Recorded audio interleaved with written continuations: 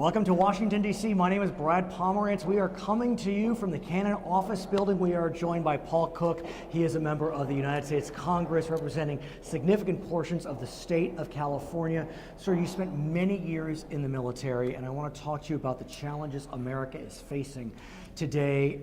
Events are moving quickly, but we know that there is a crisis in the Ukraine. What is your sense of what's happening in that region of the world? Well, I'm very, very nervous about that area, and part of it is obviously Putin and what's going on there in Crimea. The similar things happened in Georgia when that invasion happened, and it's almost like it's deja vu all over again. So, talk to us about, is there a distinction between what happened in Georgia and South Ossetia and what's happening in the Ukraine and the Crimea? Well, you got to remember, they were both part of the former USSR, and it's almost like I hate to use the analogy of the Empire Strikes Back, but it's almost like it's being rebuilt So what are again. our options, though? It's very difficult. I presume an invasion by American or NATO forces is unlikely. Well, I don't think you're going to see that on the table, just like we didn't really have an option.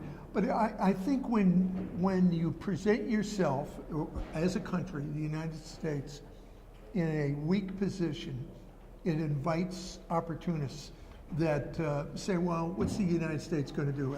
Are they going to have economic sanctions? Are there going to be any pushback at all?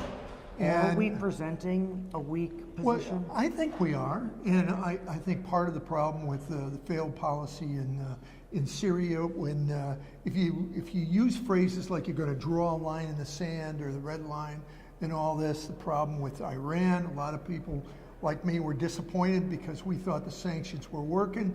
And now I don't think you can trust the Iranians. So I'm very, very worried about what we're presenting from a foreign policy standpoint and how that's being accepted by some of the bullies in the world. And I have to include Putin in that. Right. So I think and at the same time, our military budget is in trouble. We're cutting the armed forces.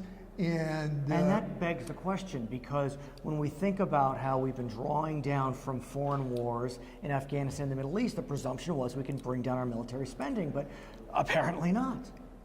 Well, it's not that easy. Obviously, it's a very complex thing. I'm one of the ones that, you got to get out of Afghanistan. You got to get those 60,000 troops out of there.